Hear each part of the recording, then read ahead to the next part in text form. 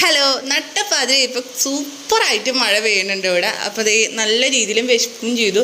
അപ്പോൾ എല്ലാവരും പറയാറുണ്ട് കിഴി പൊറോട്ട, അതേപോലെ തന്നെ എന്താ പറയുക പൊതി പൊറോട്ട എന്നൊക്കെ വെച്ചിട്ട്. പക്ഷെ നമ്മൾ ഇന്നൊരു വെറൈറ്റിക്ക് വേണ്ടി ഒരു പൊതി ചപ്പാത്തിയാണ് കേട്ടോ ഉണ്ടാക്കുന്നത്.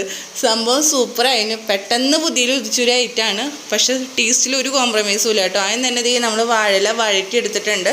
ഇതിലേക്കൊരു ചപ്പാത്തി വെച്ച് കൊടുക്കുക. അതിന് ശേഷം ഗ്രീൻ ബീൻസും മുട്ടയും നമ്മൾ തട്ടുകട സ്റ്റൈലിൽ ഉണ്ടാക്കിയതും അത് ആഡ് ചെയ്തതിന് ശേഷം ഒരു ചപ്പാത്തി വെച്ച് കൊടുക്കുക.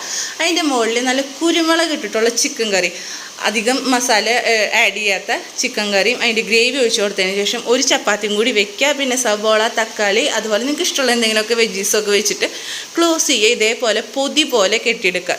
നമ്മളിപ്പോൾ ചോറ് പൊതിയില്ലേ അതേപോലെ.